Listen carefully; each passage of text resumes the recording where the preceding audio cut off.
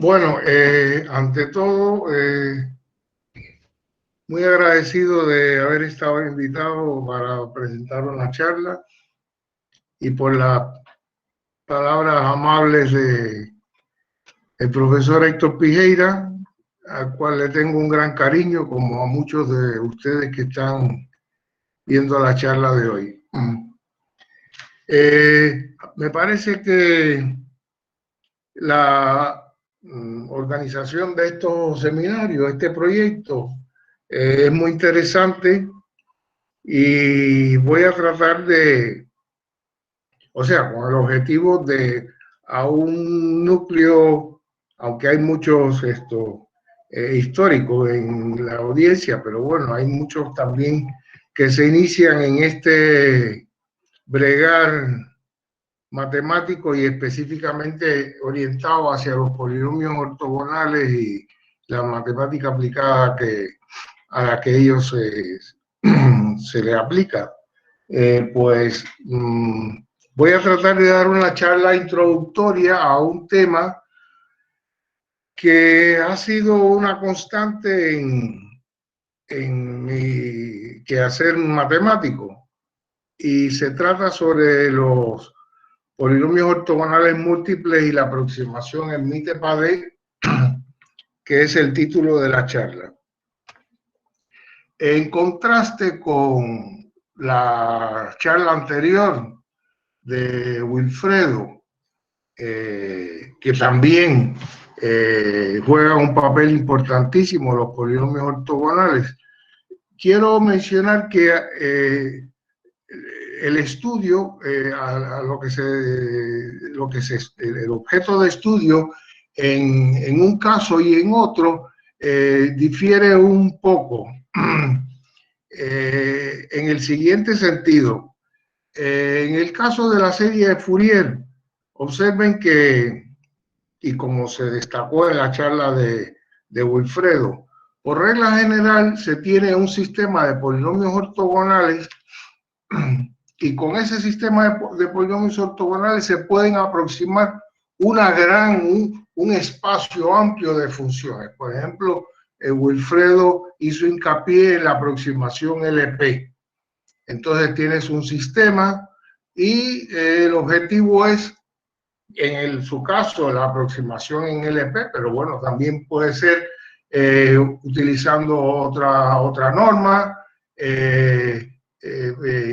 y funciones definidas en el intervalo donde la medida de ortogonalidad está definida, pues se estudia convergencia en LP o convergencia puntual, convergencia uniforme sobre subconjuntos compactos, y eso para una amplia clase de funciones. Por regla general, y sin menoscabo, ¿no?, a la teoría de la serie de Fourier, que juega un papel importantísimo. Por regla general,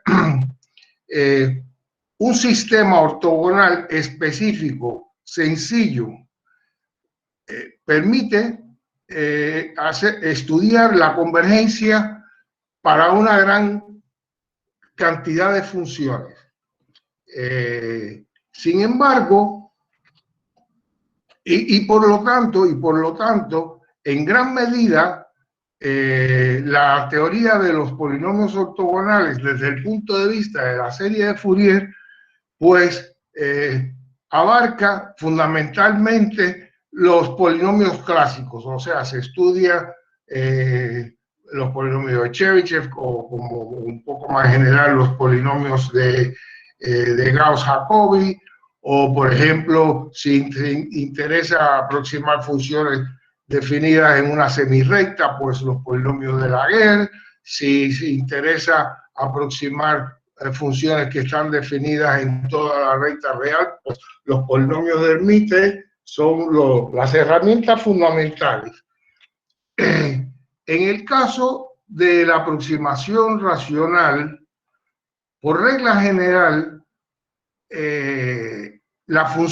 se tiene una función concreta y que tiene una cierta representación en términos de una determinada medida. Y para estudiar la aproximación de dicha función, interesa, por lo tanto, estudiar cuáles son las propiedades asintóticas de la familia de polinomios ortogonales a esa medida. Por lo tanto, si queremos ampliar la clase de funciones que se pueden aproximar, no queda más remedio que considerar medidas dentro lo más general posible, ¿bien? Lo más general posible.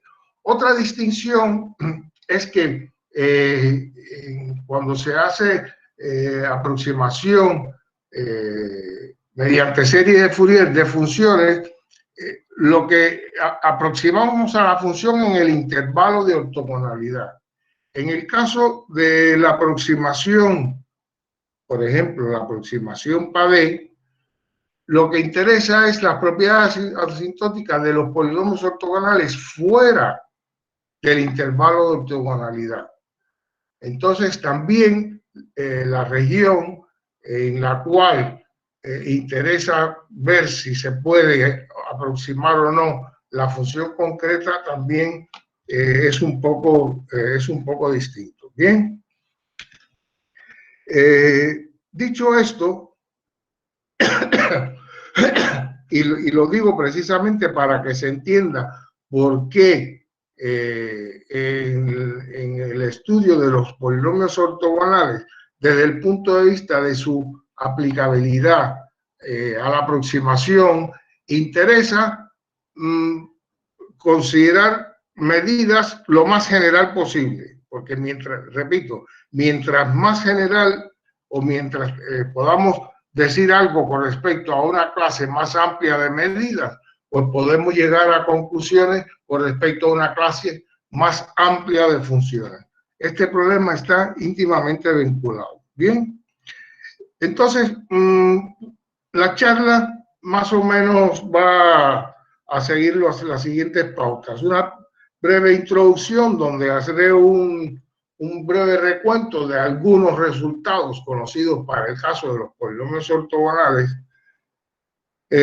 Vamos a ver lo que son los sistemas de Markov y la ortogonalidad múltiple. Después, ya aquí se introduce el concepto de aproximación de polinomios ortogonales en Mitre-Pavée. Vamos a ver cómo son las fórmulas de recurrencias y un cierto operador que está asociado a la fórmula de recurrencia que aparece en este caso. Vamos a ver la conexión entre la fórmula de recurrencia, en particular sus coeficientes y la asintótica del cociente de los polinomios ortogonales múltiples que esta recurrencia definen. Y vamos a ver un análogo de lo que serían los polinomios de Chebyshev en el caso múltiple. Bien, que hemos dado en llamar polinomios Chebyshev-Nikisin. Y por último vamos a ver un resultado sobre convergencia de los aproximantes en Mitre-Pavée. Y bueno, después vamos a referencias. Bien,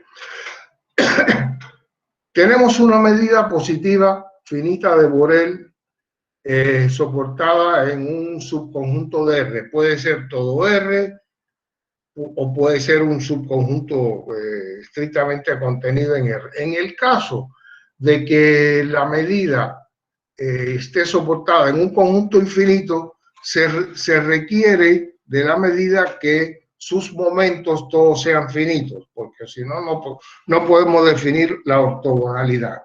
Otra cuestión que quería señalar, aunque no está puesto aquí en la transparencia, y muchas veces olvidamos decir, es que estamos considerando medidas que no son discretas, no son medidas que no están concentradas en un número finito de puntos de masa. ¿Por qué se hace esto? Bueno, porque la teoría, todo lo que se quiere probar en el caso de medidas con soporte finito, se convierten en resultados triviales y sin embargo para probar algunas propiedades básicas entorpecen, porque entonces hay que considerar casos extraños. Por lo tanto, la medida tiene un soporte formado por un número infinito de puntos, aunque no lo dice aquí. Bien, vamos a introducir entonces el concepto de aproximante de Padé. Fijamos un n, un número entero no negativo, y se puede probar de manera sencilla que existen polinomios Q y P de grados acotados, P por n menos 1 y Q por n, Q no idénticamente 0, que se cumplen las relaciones de interpolación que se señalan aquí, bien, aquí en la segunda parte. O sea que cuando multiplicamos Qn hay que buscarlo de forma tal que al multiplicarlo por la transformada de Cauchy de la medida S, los coeficientes correspondientes a las potencias 1 sobre z, 1 sobre z cuadrado, etcétera, etcétera, hasta 1 sobre z a la n, esos coeficientes se anulan. O sea, de paso, esto es equivalente a resolver un sistema lineal homogéneo con n más una incógnita, que son los coeficientes de Qn, y tiene n ecuaciones, una por cada uno de los coeficientes que queremos anular a la hora de hacer el producto de Qn por ese techo.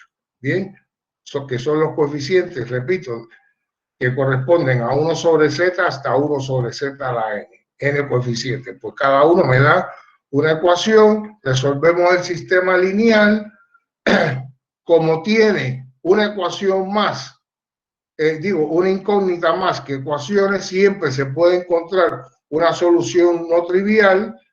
Por eso podemos garantizar que Qn no es idénticamente 0, y sencillamente tomamos en calidad de Pn la parte, lo que se llama la parte singular del desarrollo asintótico de Qn por ese techo. O sea, es la parte correspondiente en el desarrollo de Lorentz de las potencias desde z a la n-1 hasta el término independiente, ¿no? Eso sencillamente lo pasamos restando aquí y lo llamamos Pn.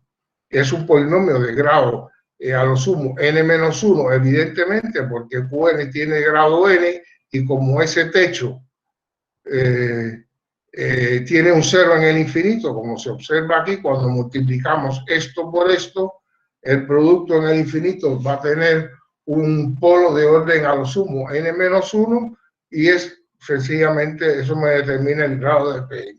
O sea, que este problema siempre tiene solución. Si tomamos el cociente de P sobre Q, eso es lo que se llama el aproximante de Padé enésimo, correspondiente a N y a la medida S que está ahí, o a la transformada, o a su transformada de Cauchy ese techo, ¿no? Eso es lo que se llama aproximante de Padé. Cabe preguntarse, porque, bueno, habíamos resuelto un sistema lineal homogéneo con más incógnitas que ecuaciones. Puede preguntarse uno naturalmente, bueno, ¿y la solución será única? Bueno, pues evidentemente que no, en términos de Q y de P. O sea, porque, claro, si ustedes tienen dos polinomios Q, y si un par QP resuelve esto que está aquí, con estas condiciones, y yo multiplico a Q y a P por la misma constante, lógicamente también se van a seguir cumpliendo estas dos condiciones que están aquí. Lo que sí es cierto es que si hacemos el cociente de P sobre Q, la constante se cancela y vamos a tener la misma fracción racional. Bueno, de hecho, pudiera darse el caso que este sistema tenga solución con polinomios Q de grado, no necesariamente n, sino de grado menor, y la no unicidad de la solución de este problema puede ser un poco más complicado que la que yo acabo de describir. Pero no obstante, en cualquier caso, si se toma el cociente de P sobre Q, se puede probar que siempre nos da la misma fracción racional. Luego, el aproximante de Padé enésimo es único, ¿bien? Entendido como cociente de P sobre Q. Bueno, lo primero que dice aquí es lo que acabo de decir, que se define una única fracción racional, y es interesante e importante a los efectos de lo que queremos ver, que el polinomio Q resulta ser que es el enésimo polinomio ortogonal con respecto a la medida S, o sea, se cumplen estas condiciones de ortogonalidad. Dicho sea de paso, al resolver el sistema de ecuaciones, como lo que intervienen aquí en ese sistema son los momentos de la medida ese techo, lo que yo les dije anteriormente de que al multiplicar Q por P por S, se tienen que anular los coeficientes correspondientes a 1 sobre Z, etcétera, etcétera, hasta 1 sobre Z a la N. Eso realmente, de hecho, es equivalente a que se cumplan estas condiciones de ortogonalidad que están aquí. Bien. Vamos a ver algunos resultados conocidos. Tenemos una medida de Borel finita, como dije anteriormente, su soporte contiene un número infinito de puntos, y consideramos la sucesión Qn de los polinomios ortogonales mónicos respecto a S. O si se quiere, la sucesión de los denominadores de los aproximantes de Padé que habíamos dicho anteriormente. Pues es bien sabido que el polinomio ortogonal enésimo con respecto a una medida n es de grado máximo. El grado de Qn es igual a n.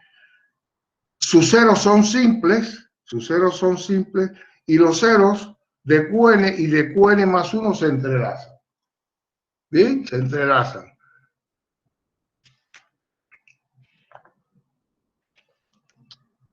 Se tiene que, estos polinomios cumplen una fórmula de recurrencia que se llama una fórmula de recurrencia a 3 términos. Dicho de otro modo, si multiplicamos Qn por X, pues el resultado de Qn por X se puede escribir en términos como una combinación lineal de los polinomios Qn más 1, Qn y Qn menos 1. Donde los Bn son números reales y los An son números positivos. Aquí, desde luego, está puesto al cuadrado y por lo tanto An cuadrado va a ser positivo de todas maneras, pero bueno, se puede hacer que los An sean positivos. ¿Bien? Se me olvidó escribir aquí que, que esta relación de recurrencia se trunque aquí es consecuencia de la ortogonalidad. Por ejemplo, vamos a ver que el coeficiente que acompaña a Qn menos 2 tiene que ser 0. Multipliquen X, Qn, si lo multiplicamos por Qn menos 2, Qn menos 2 por X me da un polinomio de grado menor que N. Por lo tanto, al integrar X, Qn por Qn menos 2 me da 0. Pues ya eso va a implicar evidentemente que el coeficiente que acompaña a Qn menos 2, que se puede escribir en términos del coeficiente de Fourier, y ahora vemos que esto está relacionado también con la teoría de Fourier, ¿no? Pues el coeficiente ese tiene que ser 0, y lo mismo sucede con el resto de los coeficientes. Luego, el hecho de que se tiene la fórmula de recurrencia a 3 términos es un hecho bastante trivial, y usando también la fórmula para los coeficientes de Fourier se obtiene una fórmula en términos de para Bn y AN cuadrado. Bien, esta fórmula de expresar los coeficientes Bn y An en términos de los coeficientes de Fourier permiten demostrar de manera sencilla que la sucesión de los coeficientes An y Bn en módulo están uniformemente acotados, sí, solo sí, el soporte de la medida sigma es un conjunto compacto.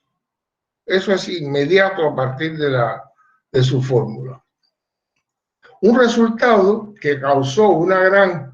Bueno, este es un resultado que se atribuye a Nevai y Totic, que es la famosa clases de Nevai, ¿no?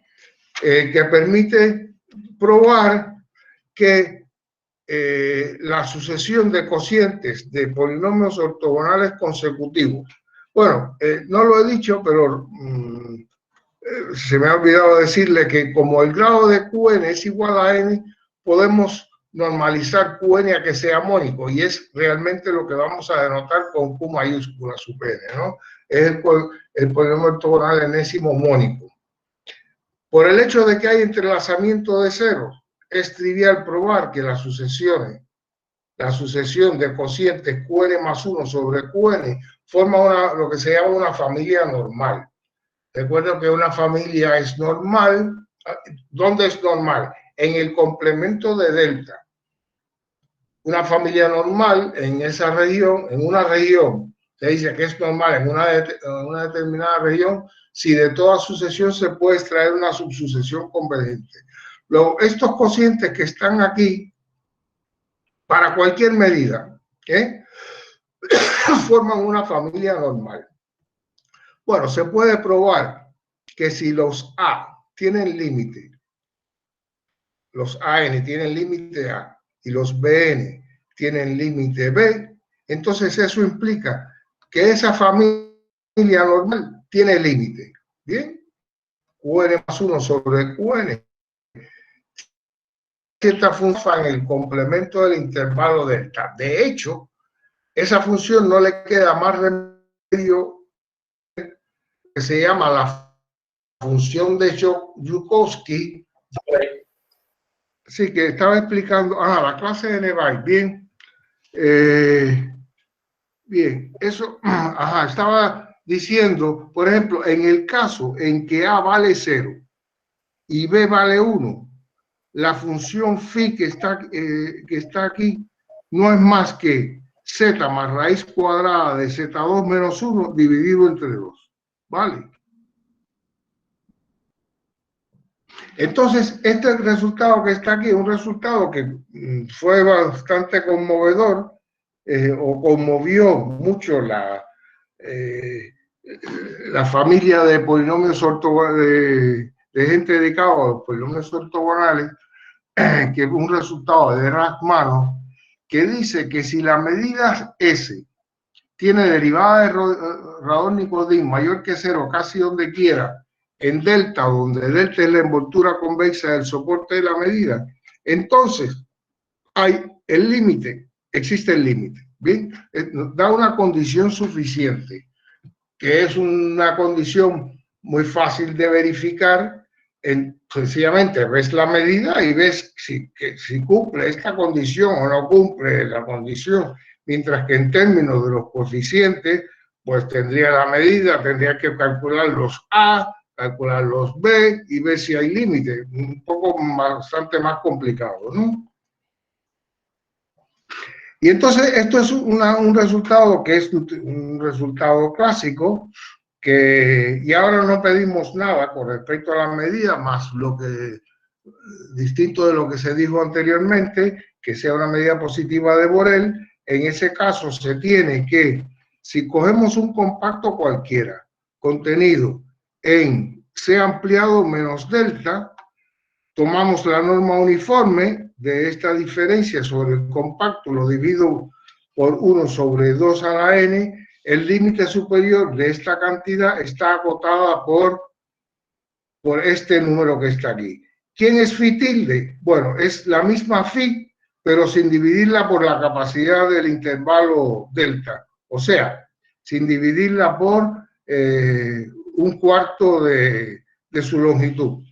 Bien, esta función phi tilde es sencillamente la que representa conformemente el complemento de delta en el exterior del disco unidad, que el infinito lo lleva al infinito y que la derivada en el infinito es positiva. Fíjense que si cojo un compacto que está fuera de C clausura menos delta, la norma sobre K de esta función tiene que ser un número estrictamente mayor que 0, luego su recíproco tiene que ser menor que 1. Esto nos dice que los aproximantes de Padé convergen a la transformada de Cauchy de la medida con una velocidad geométrica. ¿Bien? Con velocidad geométrica. Esto hay muchos resultados, en la teoría de polinomios ortogonales, pero lo voy a limitar a eso, que son los resultados a los que voy a hacer referencia en el caso múltiple. ¿Cómo se define la ortogonalidad múltiple? Dicho sea de paso, la ortogonalidad múltiple, lo debía haber dicho en la introducción, aparece a finales del siglo, o sea, del 1900, pegado a los años 2000, principios y aparecen en trabajos, bueno, antes aparecen también en relación con problemas de teoría de números, ¿no? Pero concretamente en esa época que les menciono, Hermite utilizó los polinomios ortogonales múltiples para probar la trascendencia del número E. Esto fue una cosa bastante revolucionaria en su momento, y las aplicaciones de los polinomios ortogonales múltiples, distintas variantes, en la teoría de números es bastante usual, aunque desde luego los resultados son pocos, porque saben que los resultados en teoría de números aparecen a cuentagotas. Pero una técnica usual es el uso de los polinomios ortogonales múltiples. En las últimas 30, 40 años han aparecido otros tipos de aplicaciones.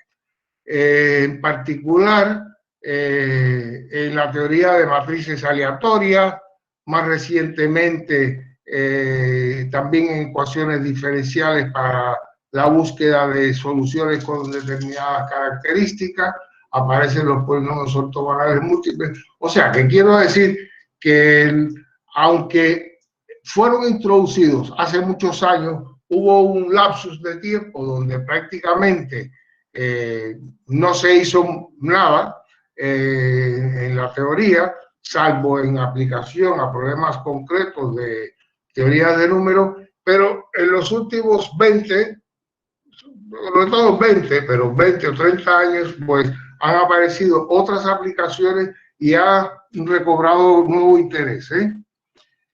Entonces vamos a tener un sistema ahora, no una medida, sino un sistema de m medidas. ¿Bien?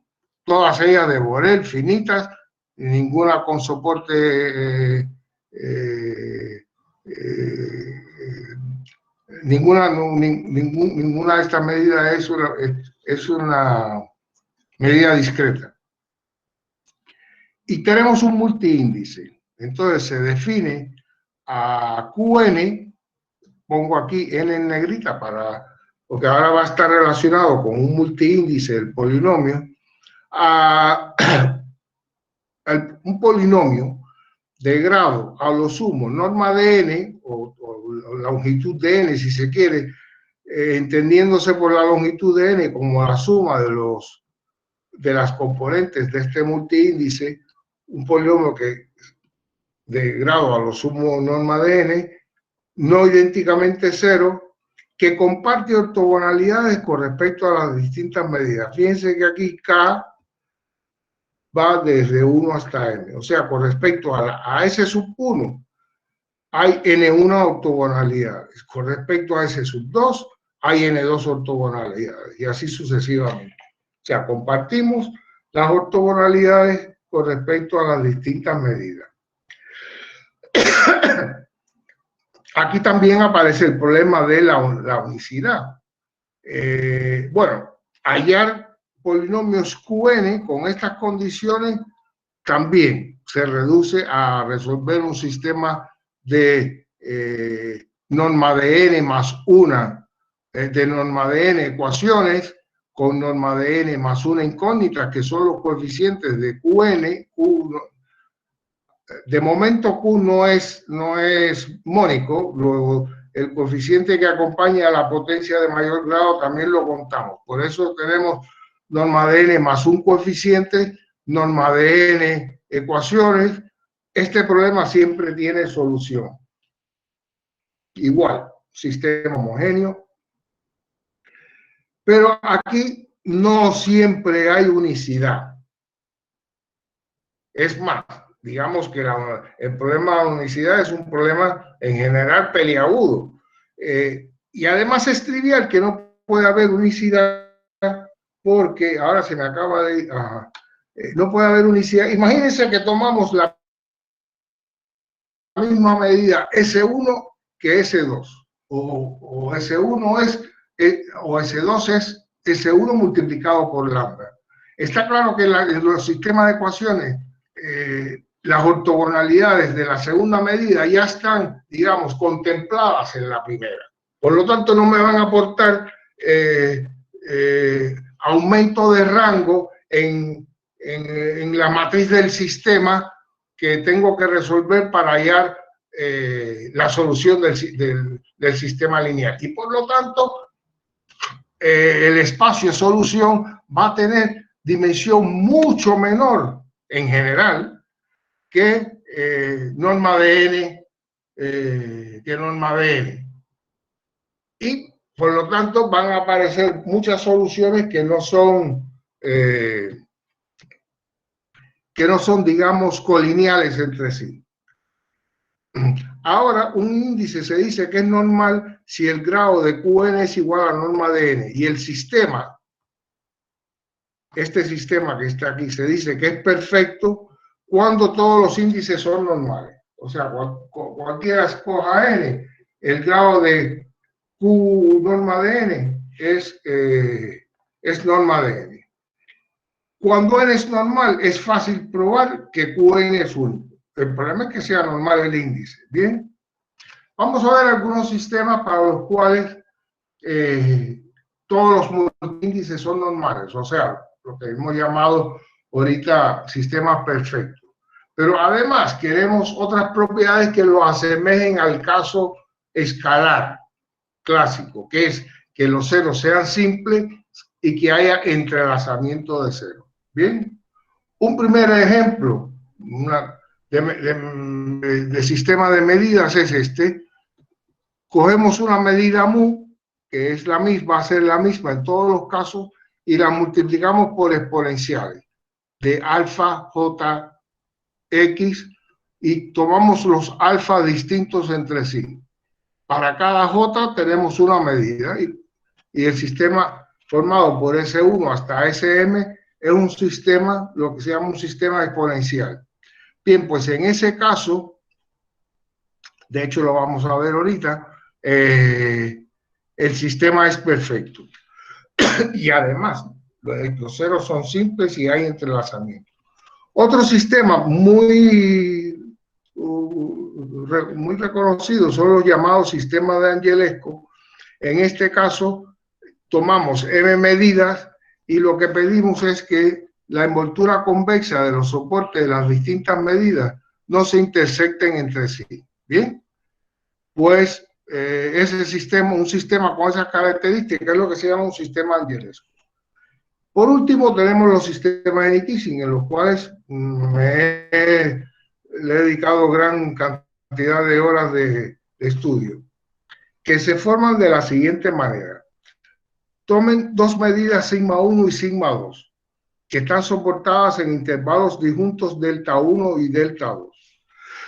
Con esas dos medidas construimos una tercera definiendo esta especie de producto, pero no es un producto, no es lo que se llama usualmente producto de dos medidas.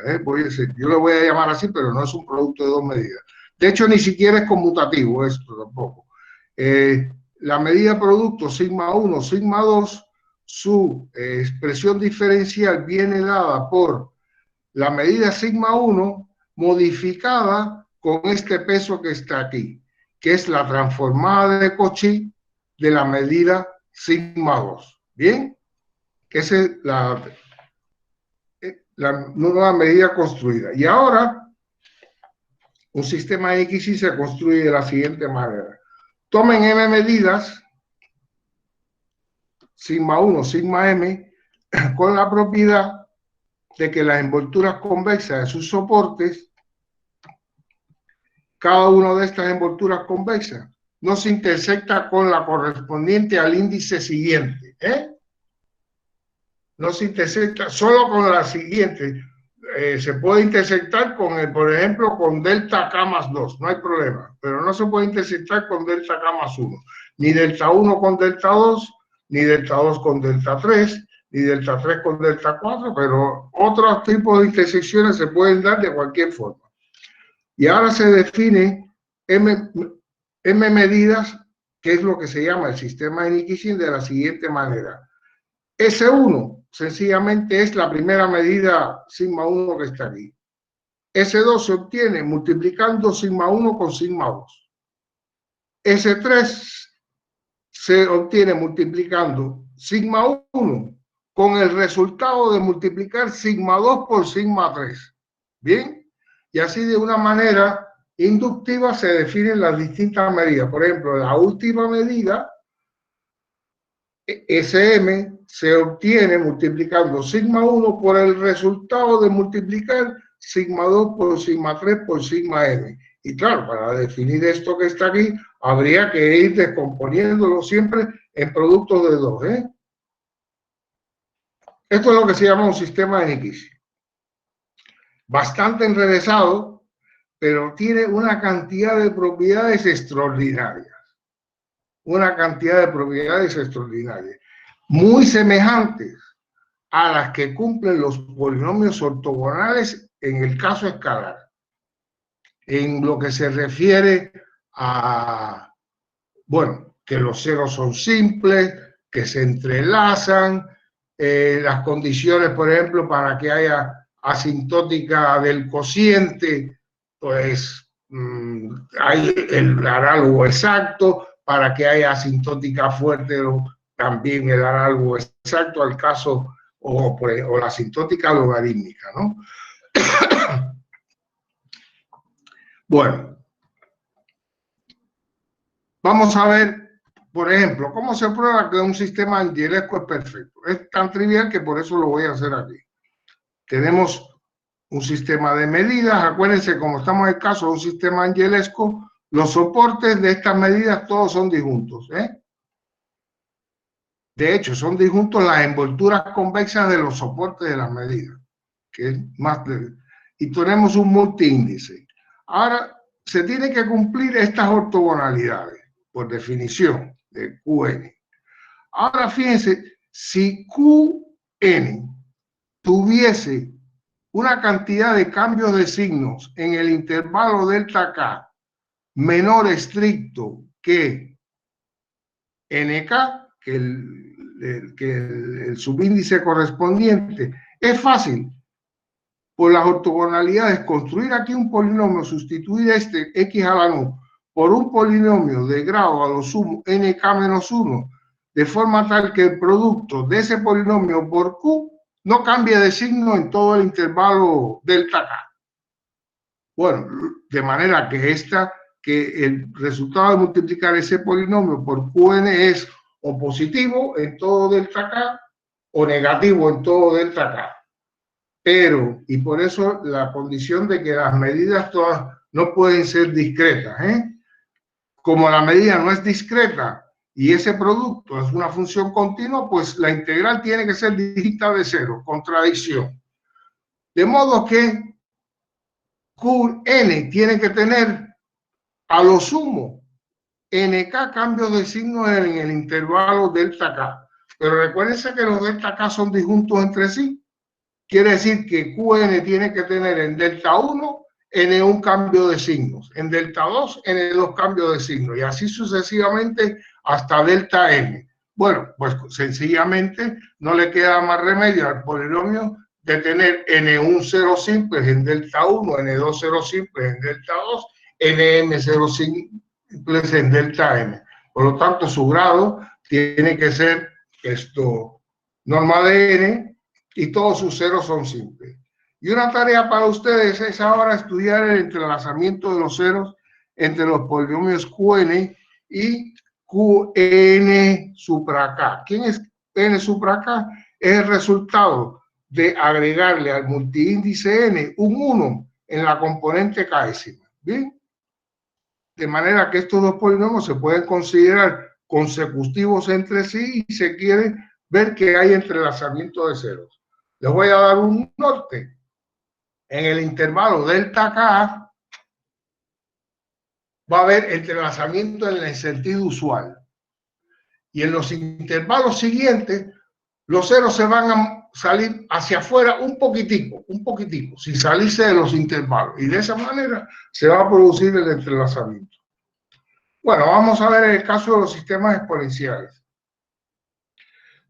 Bueno, en este caso, las condiciones de ortogonalidad se pueden escribir de esta manera, sencillamente sustituyendo la potencia por un polinomio de grado a lo sumo nk-1, lo multiplico. Acuérdense que la medida késima va a ser esta exponencial por la medida mu.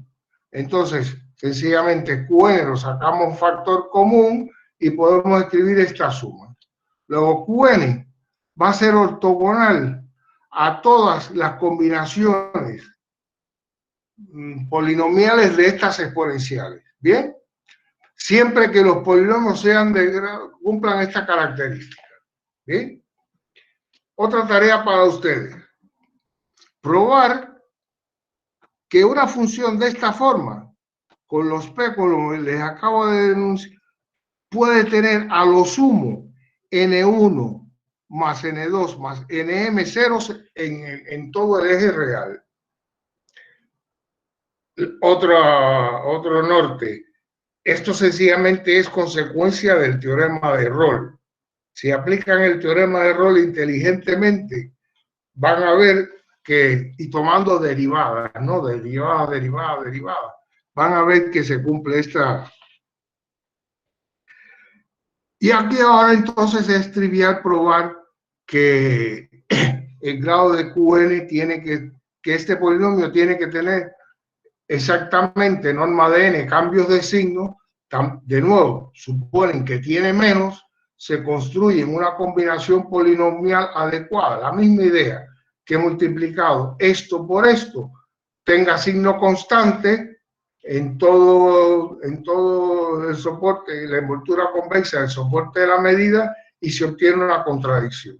¿Bien? Se obtiene una contradicción. Claro, aparte de poner ceros en estas combinaciones polinomiales, en los supuestos cambios de signo de este polinomio, vamos a agregar en un extremo del intervalo de la ortogonalidad,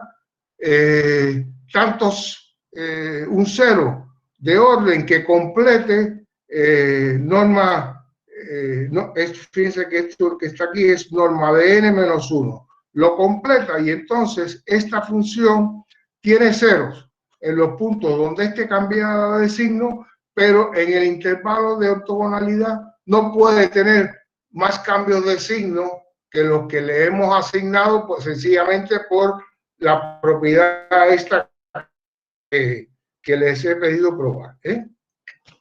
También otra tarea consiste en analizar el entrelazamiento de ceros en este caso. Bien. Bueno, vamos a hablar de lo que el concepto de aproximante admite para el tipo 2. tenemos un sistema de medidas, un multiíndice, y QN, el polinomio de grado a lo sumo, norma de n, no idénticamente cero, tal que se cumple estas interpolaciones en el infinito. Si pongo aquí la transformada de Cauchy de la medida késima, pues cuando multiplique Qn por sk techo, restándole un polinomio adecuado, consigo un desarrollo de Lorentz que empieza en 1 sobre z a la nk más 1. De nuevo, hallar Qn se reduce a resolver un sistema lineal y homogéneo de ecuaciones con norma de n ecuaciones y norma de n más una incógnita. Bien, el problema siempre tiene solución, pero hay problemas con la unicidad. De todas maneras, si cogemos una solución cualquiera y consideramos este vector de funciones racionales construida tomando como numeradores los distintos PNK y el denominador común QN que está aquí, pues esto es lo que se llama aproximante Hermite-Padé asociado al sistema S1, SM y el multiíndice N.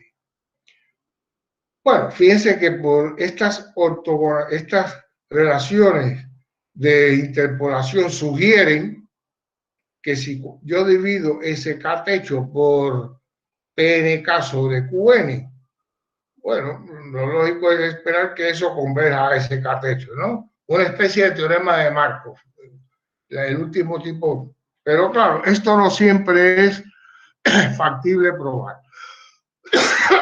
De hecho, resultados de carácter general solamente se tienen para los sistemas de Nikic. Los otros ejemplos que se tienen son, digamos, ejemplos un poco particulares, digamos, construidos a la medida. Y se tiene convergencia, pero no... Claro, si hay convergencia, converge a lo que les dije anteriormente. La sucesión de primeras componentes converge a ese 1 techo, la de las segundas componentes a ese 2 techo y así sucesivamente. Oye, Héctor, te quería hacer una pregunta. Tú sabes que yo me enrollo. ¿Y cómo se llama esto? Ya son las 6:10. ¿Hasta qué hora tengo para yo un poco... Héctor? No te preocupes, porque como hemos tenido que interrumpir, sigue, que vas bien. Ok, vale, ok. Bueno, entonces, miren,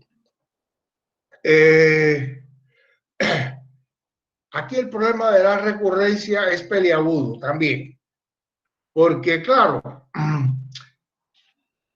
si tomo distintas familias de multiíndices, fíjense, antiguo, en el caso escalar, bueno, el índice N solamente puede crecer de una manera, ¿no? 1, 2, 3, etcétera, etcétera. Pero cuando yo tengo multiíndice, pues, ¿cuál es el índice próximo a, por ejemplo, a este mismo, al 0000? Bueno, puedo sumar un 1 en la primera componente o podía haber sumado en la segunda o en la tercera. Y cada uno se puede considerar un índice consecutivo a este. Bueno, para fijar una forma de crecer los multiíndices, y digo que todo lo que viene en adelante depende de qué sucesión de multiíndices consideramos. Yo me voy a ceñir a esto que se llama la sucesión de la escalera. ¿Bien? Step line, le dicen en inglés. Cojo el elemento nulo como primero, ahora le sumo 1 en la primera componente, a este le sumo 1 en la segunda componente y me da el siguiente, y le sumo 1 ahora a la tercera componente y me da el que le sigue, etcétera, etcétera, hasta que llegue a la última posición. Cuando ya tengo el 1, 1, 1, 1, 1, 1, bueno, pues regreso a la primera componente otra vez y entonces tengo el 2, 1, 1, 1, 1, 1, 2, 2, 1, 1, 1, 1, y así, cuando lleva, sumo 3, 1 más, eso es la sucesión de la escalera. Bien. Bueno, prefijada la sucesión de multiíndice. Fíjense que el multiíndice en I se puede identificar con la norma del vector n. ¿Cómo? Bueno, pues si n tiene descomposición, cuando divido por m me da k por m más r, pues el multiíndice que corresponde es aquel multiíndice que tiene k más 1 en las primeras r componentes y las siguientes son k. Bien, de manera que ahora puedo echar a un lado las negritas y sencillamente considerar la sucesión de los polinomios q sub n. Bien, yo voy a suponer que los sistemas que tengo ahora van a ser todos los índices de la escalera correspondientes a ese sistema, todos son normales, ¿eh? Todos son normales.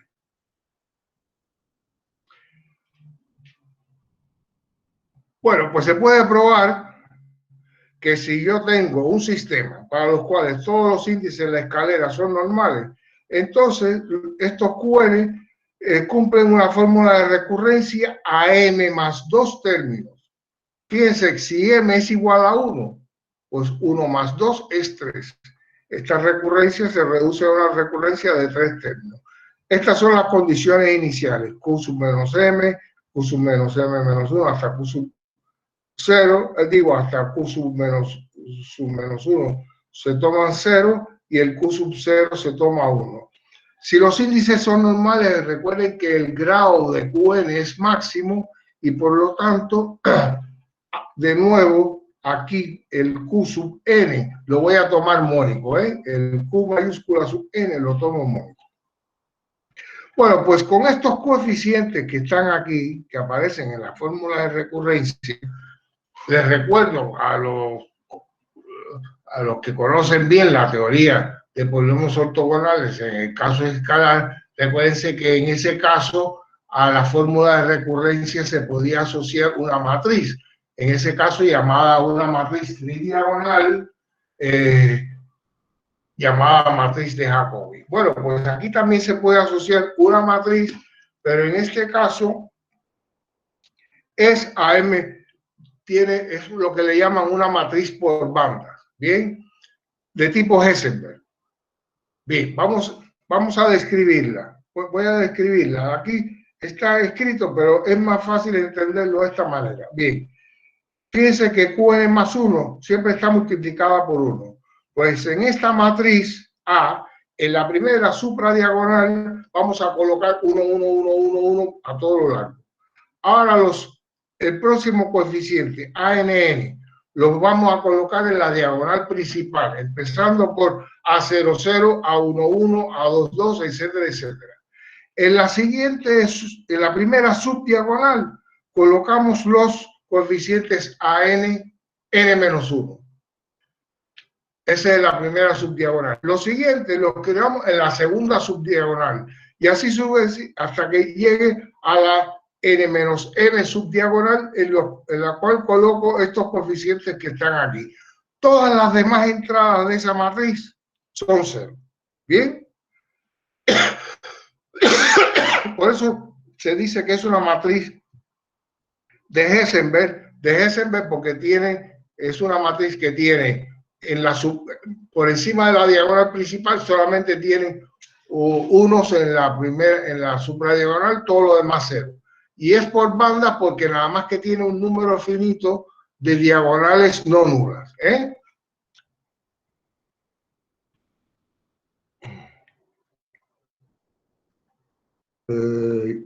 Espérate, que esto se me ha saltado. Se me ha saltado un montón. Ok. Bueno. Entonces, supongamos que tenemos un sistema de medidas para los cuales, como dije anteriormente, todos los índices de la escalera son normales, cuyos ceros son simples y cuyos ceros se entrelazan Mira, un momento. Ajá. Entonces, se prueba que el operador A, o sea, esa matriz A como operador en L2 pequeñita, ¿está acotado? Sí, solo sí, los ceros de QN están uniformemente acotados. ¿Bien? Sí, solo sí, los ceros están uniformemente acotados. Bueno, este es un resultado que demostré con Aptekarev, otro matemático ruso llamado Kalyagin y un colega español, muy amigo mío, que lamentablemente falleció ya hace unos años, Ignacio Álvarez Rocha.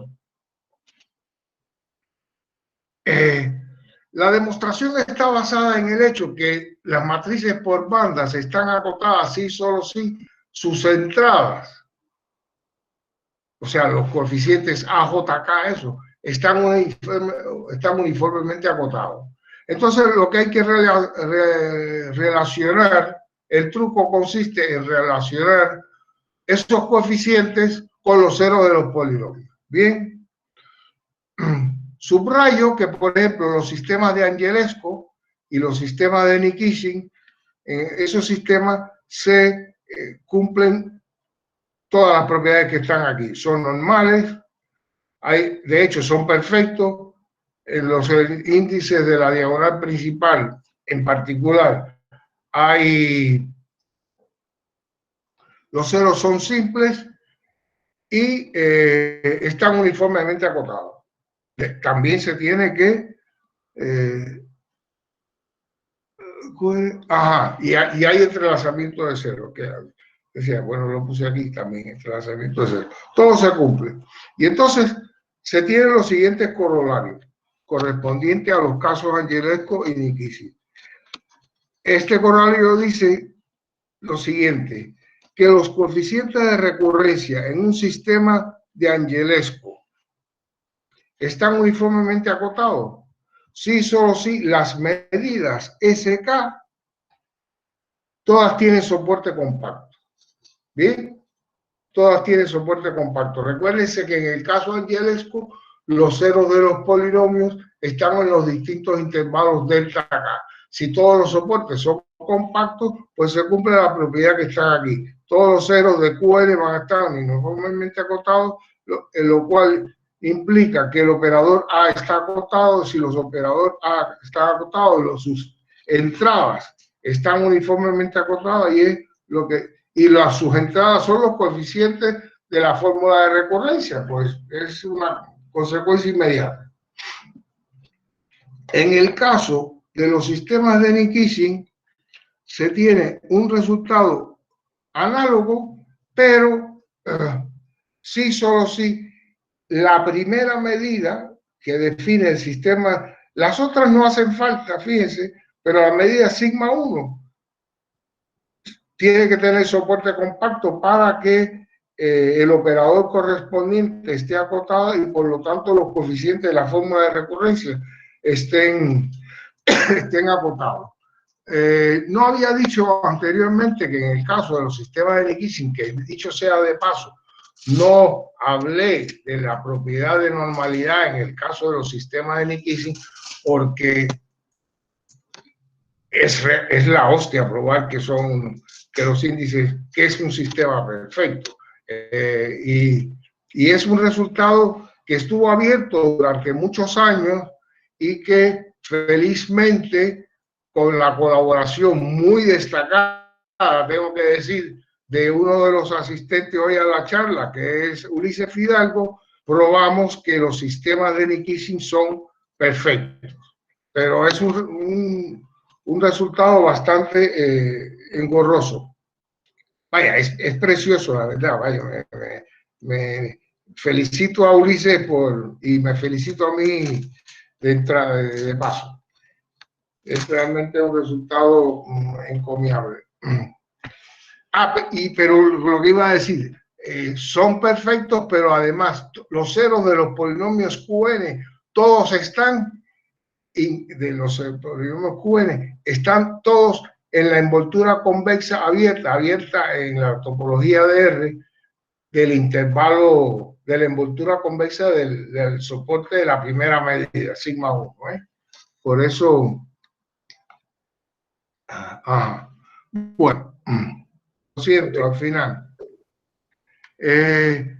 Bueno, el resultado dice lo siguiente.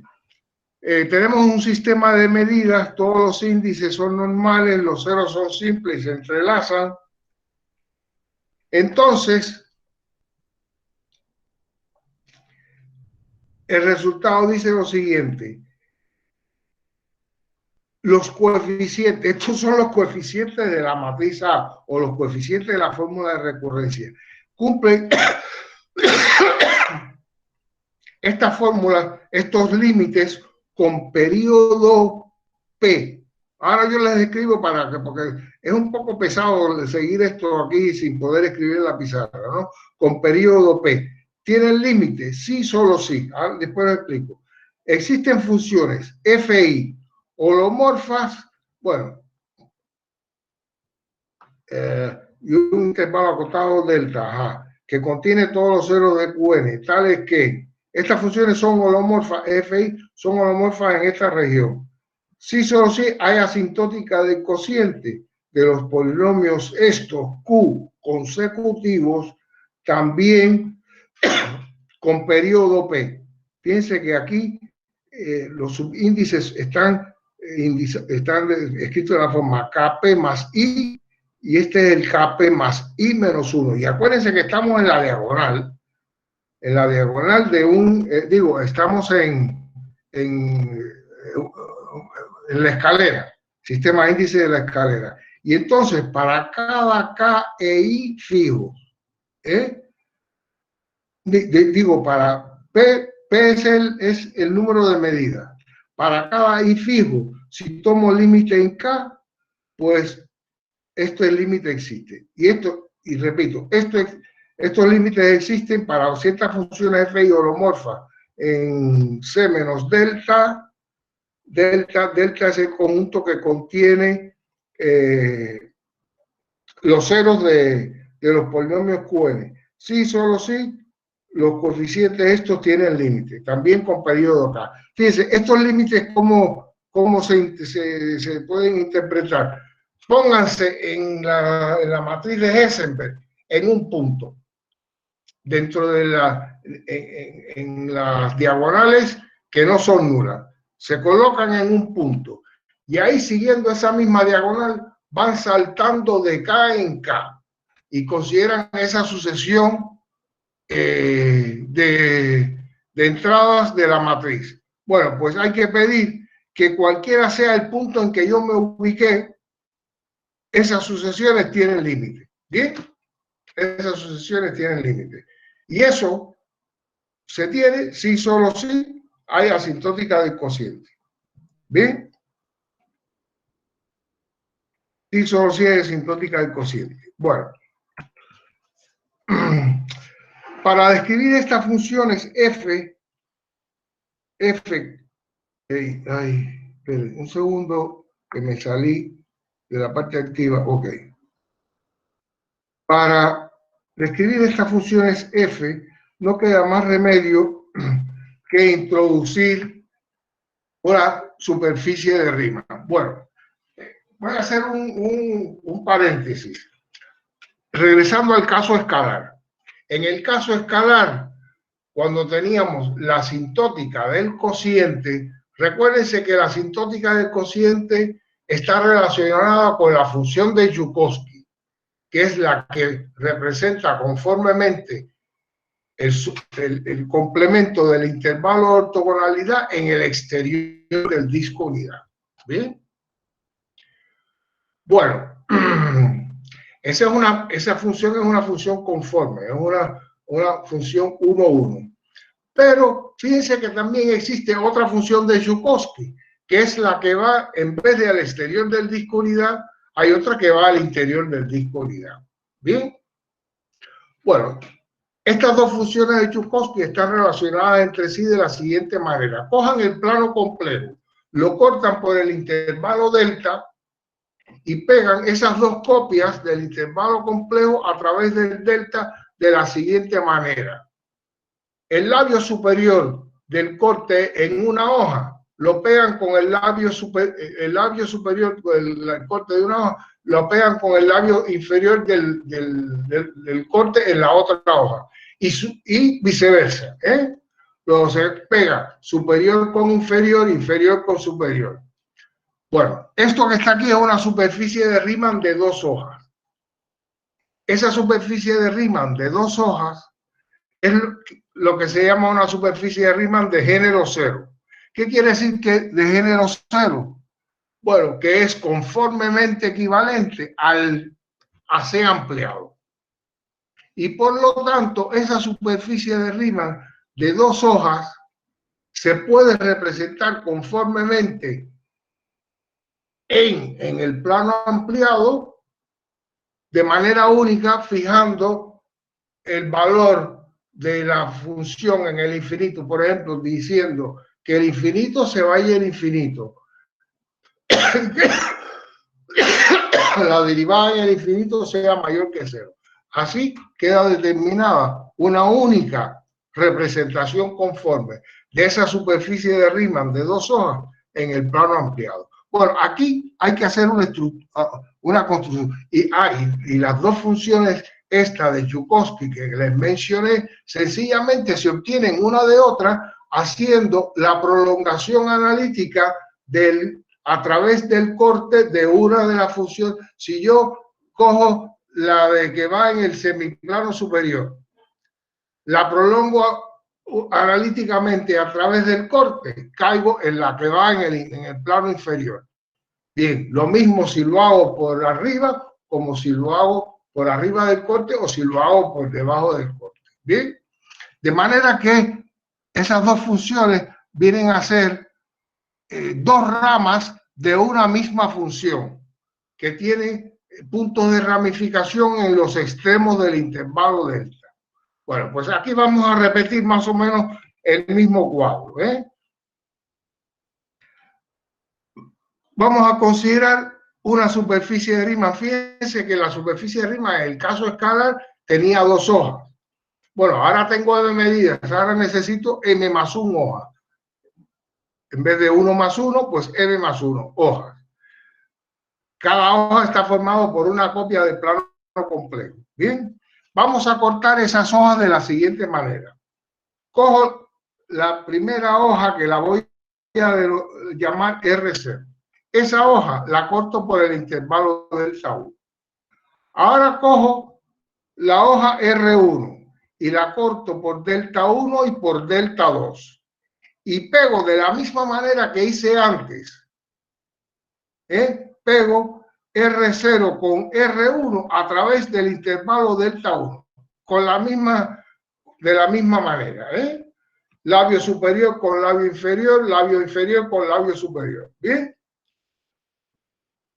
Bueno, ahora me quedó el intervalo delta 2 y ahora cojo una tercera hoja que va a ser R2, que la corto por delta 2 y por delta 3.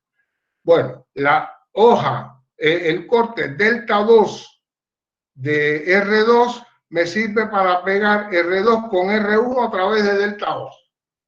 ¿Bien? Y ahora me queda delta 3 libre.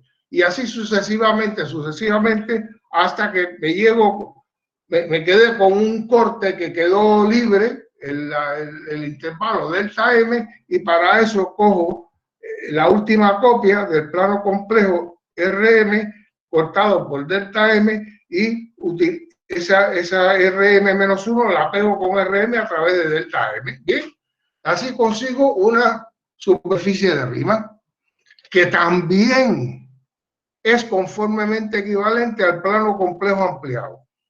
Por lo tanto, yo puedo construirme representaciones conformes de esa superficie de Riemann en C ampliado. Y lo voy a hacer de la siguiente manera.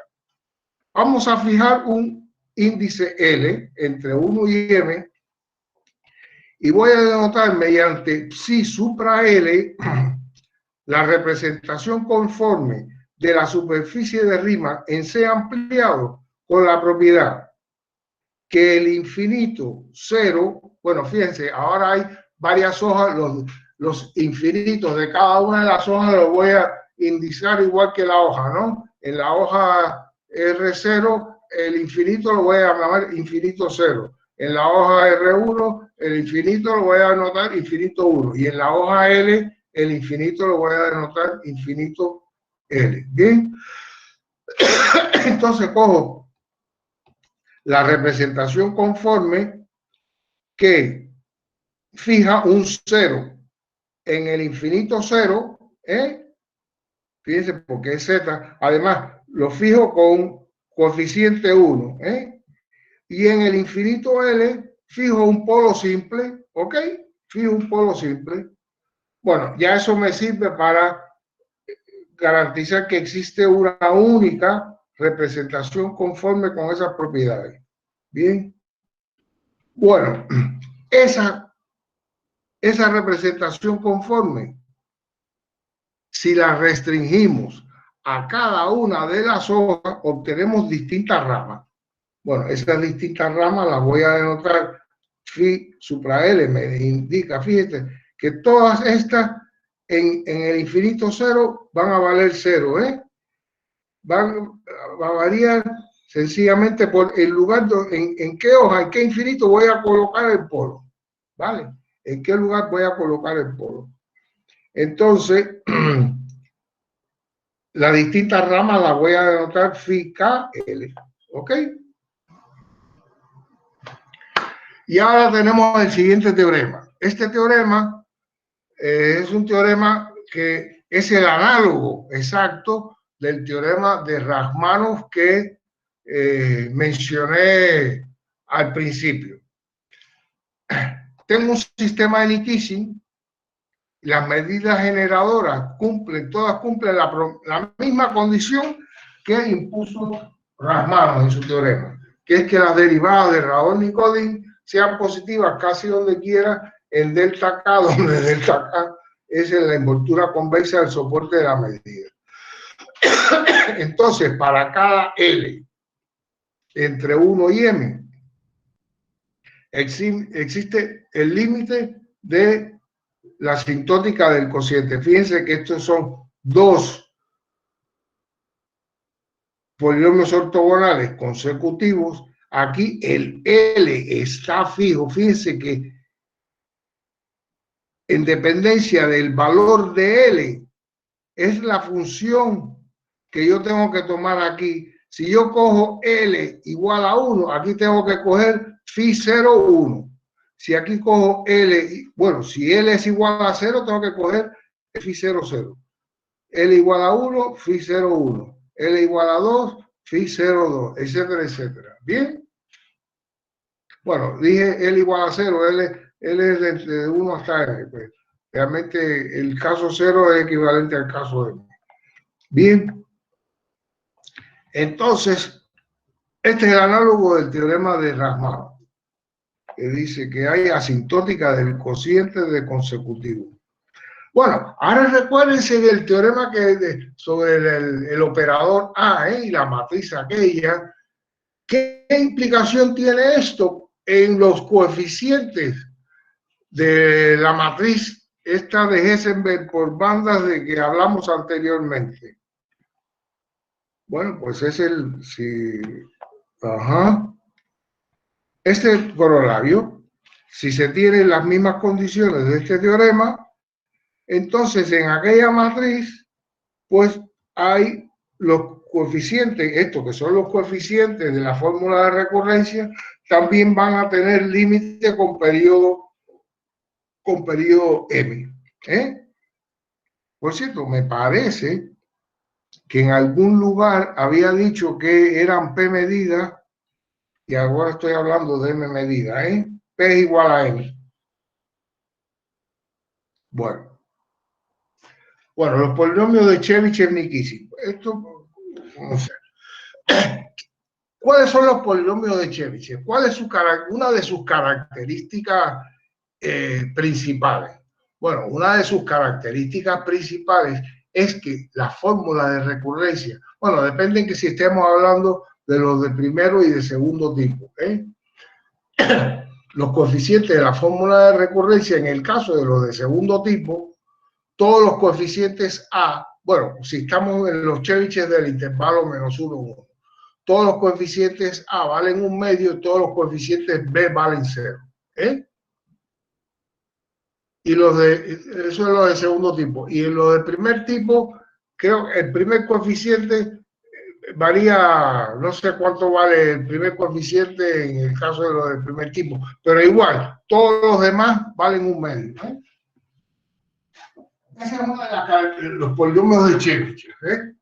Estos son los polinomios ortogonales con respecto a la medida de Chebyshev. O sea, en el intervalo menos 1, 1 es la medida 1 sobre pi de x sobre raíz cuadrada de 1 menos x2. ¿Ok? Bueno, imagínense que estemos en el teorema, si estamos en el caso escalar, estamos en el caso escalar. Bueno, y estamos en el caso del teorema de Rashomon. Bueno, si A vale 1/2, que es el límite de los AN, vale 1/2, tiende a 1/2, y los B tienden a 0, pues la medida de ortogonalidad, y bueno, y sigma prima es mayor que 0, casi donde quiera, la medida de ortogonalidad está en menos 1, 1. Y fíjense que los valores, estos límites 0 y 1/2, corresponden con los valores constantes que aparecen, que satisfacen en su recurrencia los polinomios de Chebyshev. Bueno, yo ahora quiero responder a la siguiente pregunta. Si estos números B, yo me construyo una matriz de Heisenberg por banda, con estos coeficientes B tomados en forma periódica, tomados en forma periódica. Bueno, eso corresponde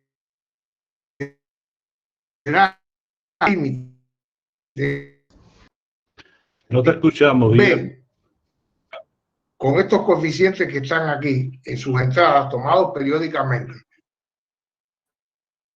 Otra vez.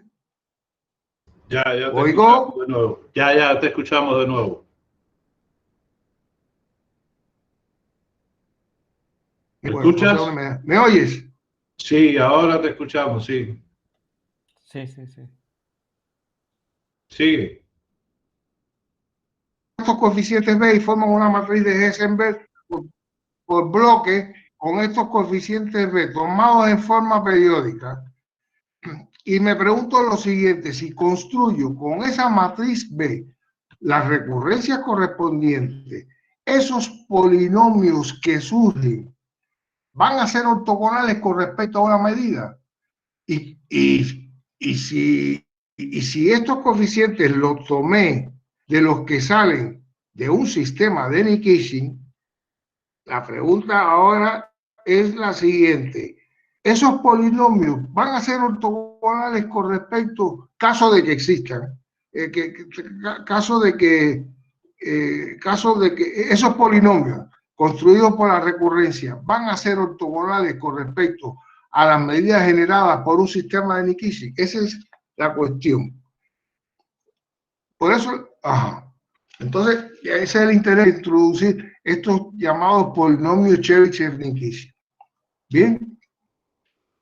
Y ahora, repito, ahora yo voy a coger estos números B que están ahí, y ahora este primer paso es construir esa matriz, voy a llamarla B mayúscula, tomando estos números B y J y reproduciéndolos de manera periódica por las distintas diagonales, no nulas, repitiendo estos números que están aquí, ¿ok?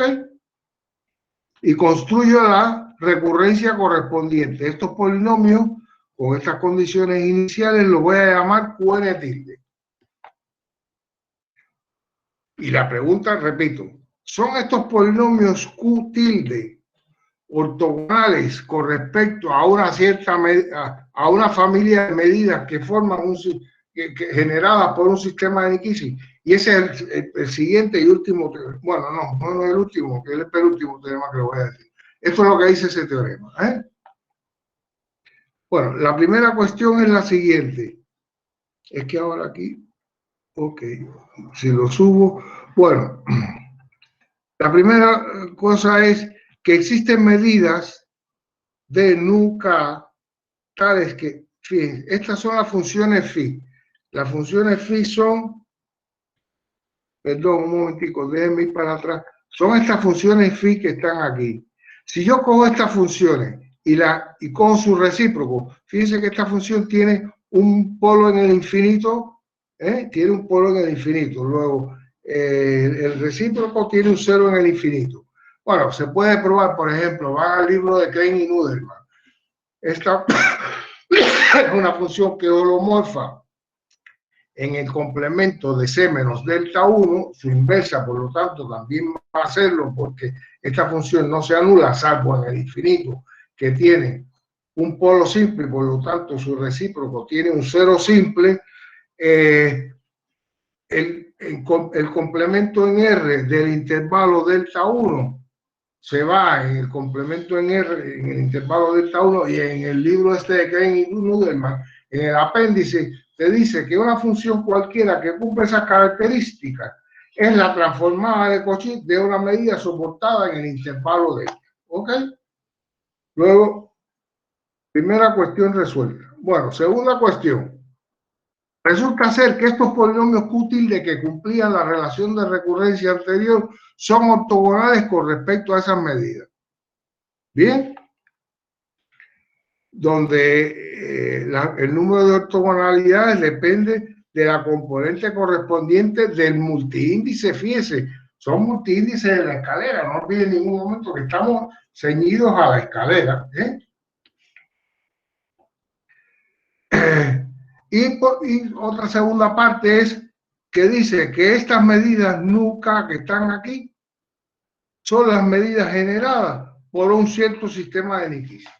No, estos son los análogos a los polinomios de Chebyshev en la clase, digamos, de sistema de Nikisi. O sea, que en la clase de sistema de Nikisi existen los análogos a los polinomios de Chebyshev. ¿Ok? Y ya este último teorema, este sí es la última transparencia, porque la próxima es la de referencia, y dice lo siguiente. Tenemos un sistema de Nikisi. Ahora no le voy a pedir a las medidas nada de sigma prima mayor que cero, ni nada de eso. Este es un sistema de Nikisi cualquiera. Consideramos una sucesión de multiíndices cualquiera, esto no es en la escalera ni nada de eso, puede estar en el elevador en lugar de la escalera. Vamos a suponer que existen constantes C y kappa, tales que todas las componentes, esto sí lo voy a exigir, es que todas las componentes del multiíndice están acotados por esta cantidad.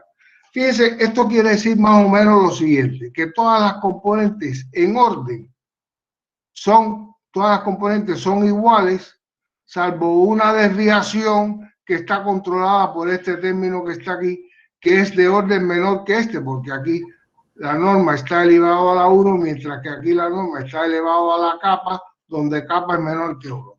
Luego quiere decir que podemos considerar sucesiones de multiíndices que se alejen, digamos, del estándar de que todas las componentes sean iguales, pero no nos podemos alejar demasiado. No nos podemos alejar demasiado. Y entonces probamos un teorema de tipo Markov, como el teorema de la convergencia uniforme sobre cada compacto, que los aproximantes Hermite-Padé correspondientes a este sistema de Nikisi para una sucesión de multiíndices cualesquiera que cumplan esto, convergen uniformemente sobre cada subconjunto compacto del complemento de la envoltura convexa de la medida a la transformada de Cauchy de la medida correspondiente. Y también se tiene un orden. También se puede decir que esto que está aquí es menor o igual que un número estrictamente menor que 1. Dicho sea de paso, si unimos esto a lo de la asintótica del cociente, se puede este límite no sustituir el límite superior por la palabra límite y aquí poner una cierta igualdad. Y en este lado hay que poner la norma del recíproco de una de esas funciones de una de esas representaciones conforme que describí anteriormente para hablar de la asintótica del cociente. Bien. Bueno, algunas referencias. Este artículo que está aquí es el artículo con Nacho y con Sasha, donde probamos el teorema sobre la asintótica del cociente. Este es el que nos inspiró para escribir la parte de teoría de operadores con la matriz A. Este trabajo con Ulises, en él es donde se da el resultado. Tenemos varias opciones para este teorema con distintos grados de generalidad, medidas con soporte no agotado, sin condiciones. El primer teorema de este tipo, fíjense que este teorema dice que en el caso de los sistemas de Nikishin, si nos mantenemos cerca de la diagonal, hay convergencia de los aproximantes de Pareto. Bien. Nikishin, el primer resultado, esto es lo que se llama teorema de tipo Markov, esto que está aquí. Nikishin probó, donde introdujo su sistema, que se llama el sistema de Nikishin por primera vez, él probó que en el caso de dos medidas y manteniéndose justo en la diagonal o en la diagonal menos 1 o en la diagonal o en la subdiagonal, había límite en las dos componentes. Después, con Bustamante, un amigo y colaborador cubano que reside en México, más específicamente trabaja en la Universidad de Puebla, probamos el primer teorema de tipo Markov en general para un sistema de Nikishin cualquiera, pero manteniéndonos en sucesiones que estaban la diagonal o sucesiones que están en una subdiagonal a una distancia fija. En este trabajo permitimos, como les dije, esta orden, la manera de separarse, y además damos un orden aquí de convergencia. Este es el trabajo con Ulises. Aquí está el trabajo con Ulises, donde probamos que los sistemas de Nikishin son perfectos. Hay otro, este para el caso de medidas, las medidas generadoras tienen soporte compacto. En este caso, y además no se intersectan. Aquí permitimos que los soportes estuviesen no acotados y que se pudiesen tocar en los extremos. Los soportes de medidas consecutivas, y probamos también que también son perfectos. Es que el caso no acotado aparece con frecuencia en aplicaciones en la teoría de matrices aleatorias. Por ejemplo, cuando se considera lo que le llaman el matriz de los dos modelos, o two matrix model. Y en ese caso aparece el sistema de Nikishin, pero con medidas de tipo Laguerre, con decrecimiento exponencial en el infinito. El caso no acotado lo hicimos no por un mero hecho de generalizar, sino porque realmente es importante. Este es el artículo famoso de Nikishin, donde introduce su sistema de Nikishin, que en su momento él lo llamó MT sistema. Nos imaginamos que la M y la T venían de Markov y de Chebyshev, pero no sé, porque en ruso Chebyshev no se escribe para nada con T, entonces, no sé, en el occidente le han dado por decir que vienen de esa manera, pero yo no estoy totalmente convencido de que por eso le llamó MT. Y este es el artículo de Rachmaninoff donde prueba la asintótica del cociente que nos inspiró al colectivo de aquí para estudiar la asintótica del cociente en el caso del sistema de Nikishin. Bueno, aquí hay un mundo de problemas para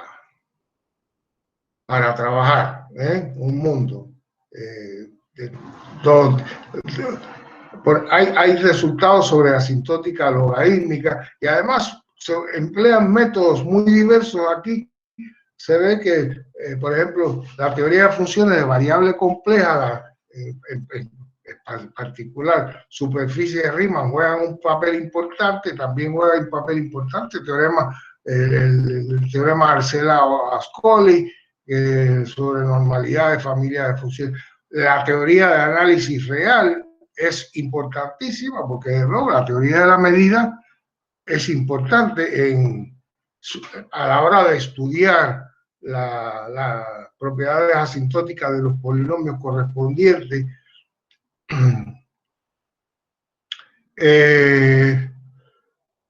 Pero, ¿qué iba a decir? La asintótica logarítmica. Ahí, por ejemplo, aparecen problemas de teoría de potenciales con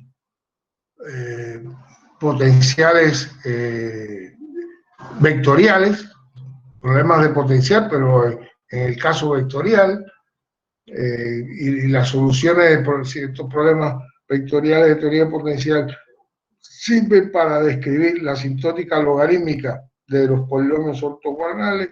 Bueno, y la teoría a valores frontera de funciones analíticas se utiliza para el estudio de la asintótica fuerte. Es un trabajo que recientemente terminé para el caso de dos medidas, para el caso de un sistema de Nikishin de dos medidas,